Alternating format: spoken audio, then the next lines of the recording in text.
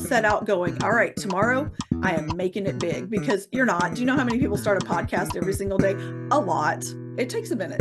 Today on Time We Discuss, I have author and podcaster Jennifer Carr with me. Jen, thanks for joining me today. I'm so excited. Thanks, Dan. Jen, you're an author and a podcaster. Your show, Connected Conversations for Creatives, is well into its third season. Before we talk about what your typical day is like as a podcaster, I'd like to first go back to the beginning and talk about how you started your podcast and the why. So let's start there. Why did you choose your particular show content, and how did you get started? That's a great question. And I'm not going to lie, it's a very selfish reason that I started my podcast. But at the same time, my motives were pure, I promise. So I woke up one morning. We're going way back to in October 2021. I woke up and I had been having this dream, and I thought, you know what? I need to know how that dream ends. And so I started writing it. And the next thing you know, I've written what would be probably about 4 chapters of what became my first book that I published. And as I was working through that process of self-publishing, because I tried the query, I tried to get the traditional contract to find an agent. I hated that process. And so I was like, what can I do with this? So I started looking into self-publishing, and that's the route I decided to take. And at the same time, I thought, there is so much information. There are so many people that I need to work with or to know how to contact, or, just people who have skills that I didn't have. And I was like, how do I find them? And so I started kind of dabbling around in the self-publishing world of Book Talk and other book content creators, and like, how do I reach out? What do I do? And so I thought, you know what? If I am struggling to find these answers, I bet other self-published authors or wannabe authors are as well. And so I started my podcast. I had experience with a podcast. It was a health and wellness podcast, pre-2020. And it was, so podcasting wasn't a new idea. It wasn't a new concept for me, but this whole world was. And so I started my podcast in order to build this community of other authors and service providers, book cover designers, editors, you name it. I have interviewed them on my show. And so it's been a really neat experience. And that's really where it started back in 2021. The end of 2021, I think, is when I aired my first episode.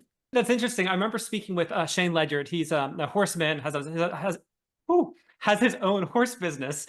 And he actually said something very similar that you said. He woke up one morning and got this idea for, I believe it was his 3rd book. And he jumped out of bed and quick, he ran downstairs and outlined it in like 10 minutes or 15 minutes or something like that. So it's interesting hearing your perspective there. You had a very similar kind of breakthrough moment thanks to a dream there. It happens. Sometimes your subconscious is at work while you're sleeping, right? And all of a sudden it's like, this is a really great story. So you wake up and you're like, but how did it end? I don't know. And so I just kind of ran with it and saw what happened. I loved it though. It's a great experience. Let's talk about the nuts and bolts of podcasting. How did you get started with that? Did you borrow gear from other people? Did you just use the built-in microphone? How did you actually get started with that? Yeah, it's funny because I did have one prior to the Connected Conversations. And so I kind of had, but do you know how much stuff has changed since, pre-2020, when you're looking at, just in the last 4 years, how much technology and podcasting platforms, because everyone had to move everything online. And so things kind of moved rapidly from the last time I was podcasting. So I started with what I had then, using the basic built-in camera and stuff like that. I didn't love it, but at the same time, it worked, because I wasn't trying at the beginning, was not trying to make this anything more than self-help, if we're being honest. It's like a self-help podcast in a totally different way. But yeah, and so I just kind of started doing some research on the side as I was moving things along. I was trying to also balance, actually writing the books that I wanted to write, because as much as I wanted to share my resources and to create this community, I also wanted to focus on my stories. And so I just kind of dabbled here and there. And if you go back and watch season 1 and you start watching season 3, you're like, she's come a long way. She's also got a long way to go, like there's always the spectrum, and it's in the eye of the beholder, right, what it looks like. But anyway, I've enjoyed the process and I love learning, so it goes well with my personality, I guess. I love that perspective too. I remember speaking with Meredith. She was a comedian that I had on the show, and she talked about looking at herself now, and kind of a similar thing. You've come a long way, but you still have a long way to go too. So that's awesome. Always room for improvement, not gonna lie. And you're working with people too. When you're talking about the human aspect of the podcast, you're working with people, so there is no telling what's gonna happen. I like to say, invariably, as you've already witnessed this, I'll probably edit it out, but I've already flubbered a little bit. It's like, well, I usually say to the person, it's like, that's why I don't do these live, because of That's reasons exactly like right. this.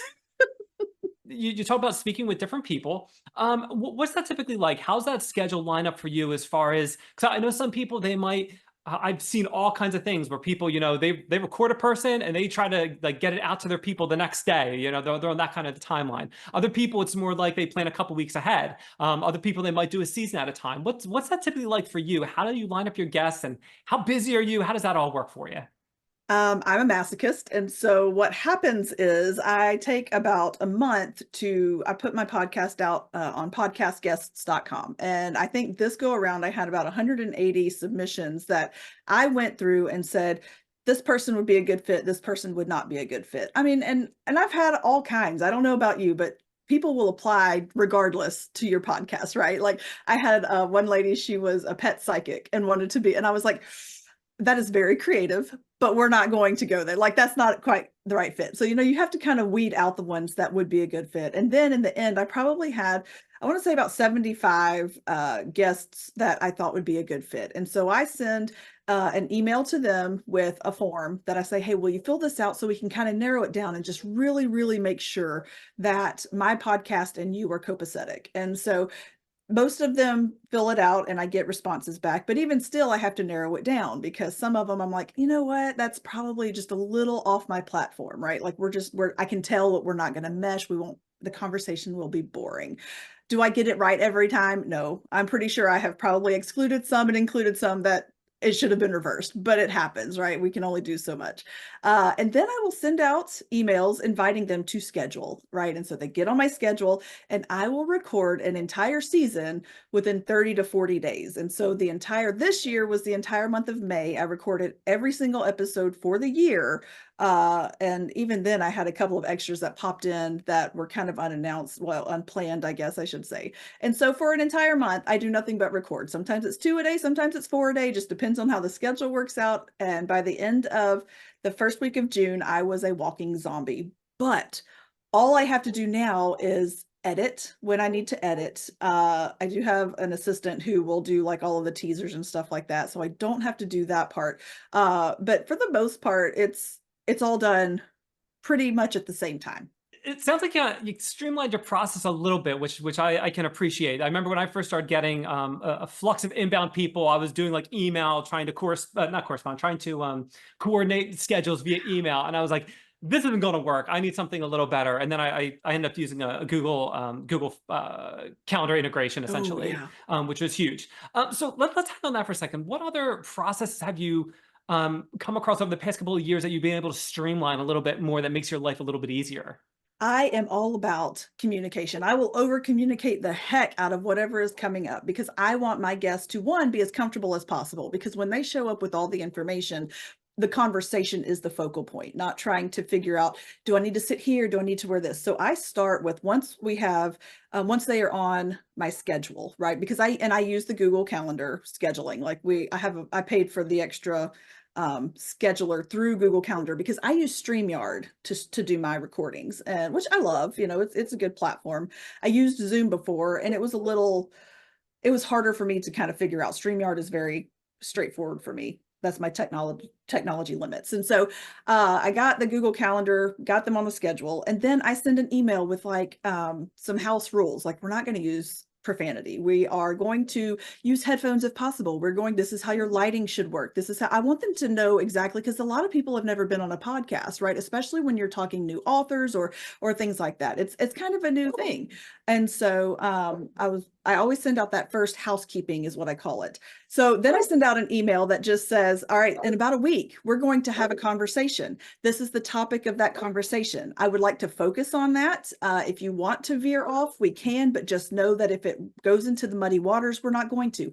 So I email and constantly communicate with my guest up until the week before their meeting is scheduled. That gives them time to process or reschedule or not show up, because that also happens, but there's always that time that I can say, well, I told you, I make sure we're clear on our time zones, and I'm sure that we're clear on the platform and that kind of thing. So anyway, that's kind of my process. Over communicate as best I can. And I have it all saved. My draft is in MailChimp. So all I have to do is go in and change their email address, insert time and date and topic, and that's it. And it's done. And so and MailChimp also has a scheduler that you could use, but I use the free version of MailChimp just because I don't need it. Yeah. Now, do you do the same thing when, because you obviously you record this year, you've recorded in May. So you're going to have people, their show's not going to be out until, December, January, March, May of next Yes. year, maybe. So do you follow up with them as well? Say, hey, reminder, in case you're interested and you're not subscribed, your show's going live. And by the way, now's a good time to subscribe. Do you ever do anything like that as their air date comes up? Yes, sort of. So for the most part, I end up mutuals on most social medias with everybody that I've interviewed, right? Because one, I want to be able to tag them and stuff. And usually not everybody has their tagging set unless you're friends with them. And so we're mutual. So we're constantly, they're seeing me, I'm seeing them. We're always kind of in each other's minds, or I'm on their podcast, whatever. And so yes, I do. And then about a week before their air date, I send another email that has all of their media in it. It's got a link to the Spotify, the Apple, the YouTube, my blog post that goes along with it. And if they have questions, or if their socials have changed, or if they have an updated profile photo they want me to use, whatever the case may be, they have another week before it goes live that we can make edits and changes. So yes, even up to that point, we're still in communication. And honestly, I love that because it makes me feel like I'm still connected and that we have more than just you are a guest on my show, right? We're forming this relationship as, as superficial as it may be. We're also part of each other's network at that point that says, hey, I was on this podcast. Maybe you want to go hang out with her for an hour next year when she starts recording again. And so it's a great process. I'm happy with it. It keeps me sane as well. Let's hang on the networking component for a second. Which is the most important part for you for growing your network? Is it the social media outreach to people? Is it the traffic coming in through your blog? What do you feel is like if you could pick one, just one, which one do you think is the most important for you?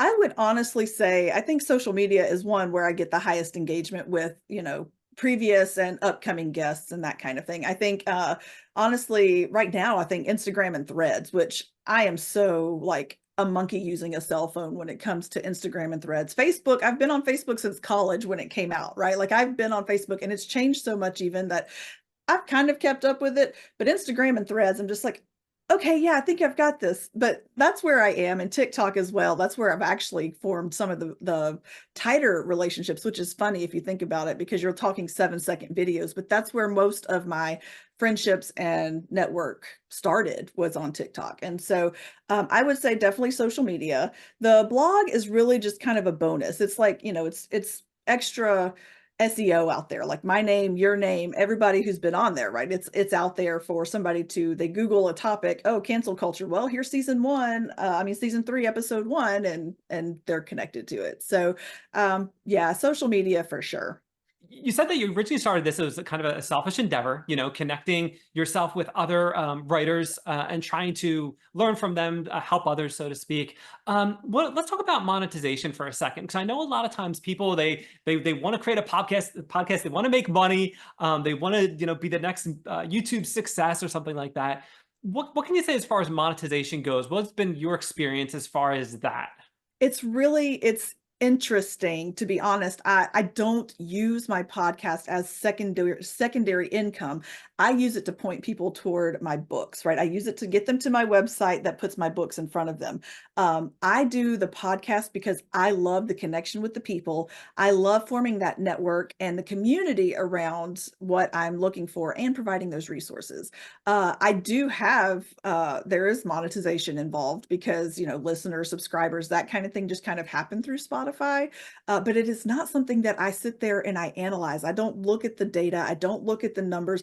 Honestly, yesterday was the first day that I had actually looked at the numbers because another author had said, hey, what are your numbers like? I was thinking about starting a podcast, and I was like, I'll be honest, it's been 6 months since I've opened the analytics. I don't know, because it's not the priority, right? That is not. But if it is a priority, you do have to reach certain number of followers or listeners or subscribers, whatever, and you have to put the work in. It's not just going to happen. Like you have to go out, and sometimes if you want sponsorships, you have to look for the sponsors, that kind of thing. So, but for me, monetization, as much as I would love to, get rich quick, even if I wanted to, podcasting is not the way to go. And that's true for everything, right? If you do something well, it will be successful in the long term, but don't set out going, all right, tomorrow I am making it big, because you're not. Do you know how many people start a podcast every single day? A lot. I mean, you have to get above that noise, and you have to create the base, the listener base of people who will then say, "Oh, do you know you can also go listen to this podcast?" And it takes a minute. It takes a little bit. So yeah. What would be one thing that you wish you had known about sooner than when you actually discovered it, as far as podcasting goes? Ooh, that's a good question, because, I look back and I'm like, well, I've learned from a lot of things. And so I'm not sure what the biggest thing would be that I've taken away from starting it. I will say that knowing that you're not going to be perfect the first time, and also it's okay to ask for help if you don't know exactly what you're doing. But be very familiar with technology, because it's not going to be just a point and click. It's not like picking up your iPhone and there's a new app that you can just follow. It is, but it isn't, right? It's not as simple as you might think. So also, ooh, okay, back up. Boop. Be as professional as possible. Make it a professional endeavor. Don't make it, I'm going to show up and just kind of talk to you and like a phone call. It might have its place, but if you want to reach a certain audience, match that audience's energy or that vibe, and don't do it sloppily. Mm, yeah. Okay, okay. How about some lessons or services that you learned that you seem like a good idea, and then you're like, no, this was not a good idea. Other things that might not work for other people. Anything like that you'd be willing to share? I guess my biggest problem that I've ever faced was having guests on that were not who I thought they were going to be. And so figuring out how to filter that a little more tightly. I kind of figured when they came through podcastguests.com, and then I had my own form that they filled out, I kind of thought that was enough of a filter. But honestly, there are some that they sneak through those cracks somehow. It's like, you sent me this, you told me this, we get on the show, and all of a sudden, whoa, that is not, and what do you do at that point except edit the heck out of something and hope for the best, like that's the best you can do. So I think that's been my biggest struggle, is figuring out how to narrow down exactly who I need and want to have, because if I don't connect with the person, it's going to be a boring show, or if they run off the rails, it's going to be an uncomfortable show. So, filter, filter, filter, filter. That's super, super important. Let's hang on editing for a second. So when it comes to editing a podcast, I know there's a couple of different camps. Obviously, you're definitely going to be in the latter, where you edit, when you have to. Other people, they want a very natural approach. They try to edit it as little as they can. Sometimes people are somewhere in the middle. But let's talk about actually the skills behind it. Where did you go to actually learn how to edit? Did you just a bunch of YouTube videos, free software? What did you end up doing? I technically host 2 podcasts, but this one, Connected Conversations, is mine. I'm a solo host on that one. I have a live podcast that I host on Thursday nights that is strictly for authors. It doesn't venture anywhere else except for authors. And so, not just creatives. And it's a very different experience, because that one is not edited. It is live, it is out there. I love hate it, right? Because you have to be on, you have to know what you're doing. And then Connected Conversations 100% is edited every single time in some form or fashion.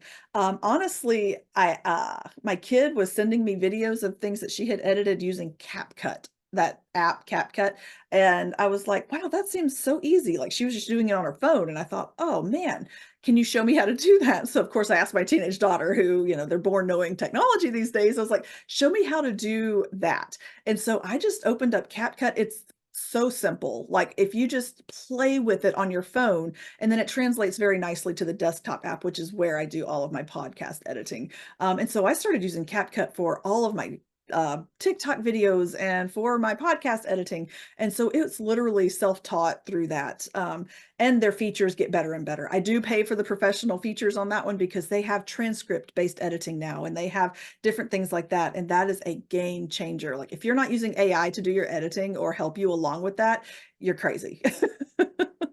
Yeah, you know what? So my background, huge tech background. I kind of like your teenage daughter. I grew up with technology. Yes. Taking computers apart. And it just kind of went from Yes. there.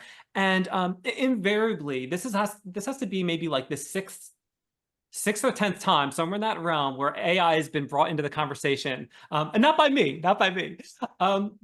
But the idea that AI is such a great tool that you can Mhm. offload some things to do those tasks Yes. that might not be, they're a little more laborious. So it's good Yes. to hear you're using that as well. Oh, listen, AI is so controversial, but I am pro AI, AI positive. I know that sounds kind of, I am AI all the way, but not to do like the heavy lifting, right? It is a tool, like you said, it is a tool. Right here, this is my list of podcast guests. And I told my little chat GPT, I said, here are all of my podcast guests. Here are all of the air dates because I had all of that information. I said, I need to know what date to edit it so that it is ready by the week before. I need to know what date to send my email reminder, this date, the week before kind of thing. And it made me this beautiful list. So I know exactly when I'm going to edit that podcast. I know exactly when I'm going to send my reminder email for that podcast. And so AI is such a fantastic tool, whether it's doing your administrative work or your editing, whatever the case. You still have to have the human element because it's not that smart, but use it, learn how to use it well and ethically as well. So Jen, let's hang on that for just a little bit longer. How did you Okay. get started using ChatGPT? Did someone like, oh yeah, you should try this out? Did you read a headline and you're like, I should check this out? Like, what was that process like? So I know a lot of people they're still a little scared of it. They don't know how it's, oh, I got to interact with AI. I don't know how to do that. What was your process like? How did that work out for you? So the guy who takes apart computers and grew up with technology, I grew up with technology too, but I married the guy who was obsessed with technology. Okay. So all of my technology information comes through that pipeline. And he told me one day he was just like, oh my gosh, have you seen this? And I was like, no, what is it? And I was so wary. Like I am like, put your tinfoil hat on when it comes to this kind of thing. And so I was like, oh, I don't know. I don't know. He's like, I promise it's fun. Just try it. I don't remember what we used it for the first time, but I used it and I was like, "Oh, that's just crazy." Da, da. And then now, like a year later, I'm like, I'm paying for the Chat GPT 4 Pro Professional, whatever version of it, because I was like, it's so helpful. It is the best tool out there. So yeah, that's kind of where that started. And I actually I call it Frank. I'm like, I asked Frank the other day and he was like, you asked who? And I was like, Frank, because he's always very frank with me when I ask questions. He always gives me very frank answers. And so I just call my chat GPT Frank. And I always say please and thank you because just in case, right? Like I'm that person. Frank, will you please? And he's like, sure, no problem. My kids have started referring to our Amazon Echo, they refer to it as pickles. I And love they it. started doing that. So when they would say Alexa, it wouldn't, they wouldn't trigger it. So they started referring to it as pickles in the third person. So we just had Frank that just kind of reminded me of that. Let's go back to talking about the live stream. What was that like? So when I think of a live stream, you always take the gamble that no one's going to show up. Yeah. So what was that like? Was the idea it was just going to be you and your co-host or co-hosts, and then if other people showed up, that's great, and if not, no big deal. What did that look like for you? Yeah, so we started it. It's really funny. So the two authors that I co-host with, they were actually guests on my podcast in season 1 and 2, I think. Anyway, so we've gone way back and we actually met on TikTok. And I was like, hey, I'm starting a podcast. Do you want to be on it? Hey, I'm starting a pod. And so now then we just kind of became friends and we are like writing accountability partners. We've started a Discord community for authors, that kind of thing. And then all of a sudden one of them one day was like, what if we started a podcast? And I was like, I don't know. I got so much going on. I've already got a podcast. He's like, no, live, no editing, no guests, just us. And we have started adding guests to the live, but we were like, okay, sure, let's give it a shot and see what happens. And so we started it, streaming it through StreamYard, went to Facebook and YouTube. And honestly, live is kind of weird. Sometimes you have people who are watching because it tells you how many people are watching, right? It has a little number at the top and where they're watching. And sometimes people will interact in the comments, that kind of thing. But for the most part, our viewership has come after people subscribe because live, you don't have time, 6:30 p.m. on a Thursday evening sometimes to sit and watch a live podcast. But in the end, you have people who want to know what you're saying because one, it's funny to watch live. It's not edited, so you can still watch and get the same feel of it being live without being able to interact. But yeah, it was a different experience. I like it well enough. You have to have chemistry though. When you are on a live podcast, you have to guarantee that there's chemistry, whether it's just you and your co-hosts or whether it's you, your co-hosts and a guest, whatever the case may be. So yeah, that was definitely different because I can edit chemistry, right? If we're kind of boring, I can go through and be like, you know what, that was slow. Let's take that out. Not with the live, you have to always be on. And so it's fun. It's good. We've learned a lot. One of the first comments that somebody ever left us was Jennifer laughs too much. And I was like, rude. But it's what it is. And you learn, you go with it, and you're like, okay, I'll just laugh silently from now on because I can't help it. I'm funny. It's so funny. I do that all the time, as I'm, whoever I'm speaking with, invariably I'm going to laugh. I don't want the camera to come back on me, so I try to like hold it back a little bit. It's great. Love it. Love it. Yes. Jen, I am running a little short on time. However, when I am speaking with someone on Time We Discuss, I like to give them the opportunity to talk about a project they're working on, cause they believe in. If you want to talk more about your podcast or your books, the floor is yours. I am Jennifer Carr, and I am a self-published author, and I write sweet, new adult, contemporary romance books. I also have some Christian romantic suspense books series that I've written. But currently, my last book just came out October 1st, and it is called Wrapped Up in You. It is book 2 of a series that I have been working on. I love my series. It kind of revolves around country music, reality TV show. The contestants are kind of the focal point. And so, like I said, book 2, October 1st, just came out. It's on all of my websites, Amazon, jcarwrites.com, all the places that you can find books. And so I'm really excited about this whole series because it's lined up to go through 2026. So anyway, I'm pretty excited about that. That's awesome. I'll make sure I get those links from you. I'll put them in the show notes. I'll put them on the website. So when people are looking to find information about you and your books, they can easily access those. Thanks. Jen, it's been absolutely awesome having you on Time We Discuss and talking about what it's like to be a podcaster. Thanks. I had so much fun.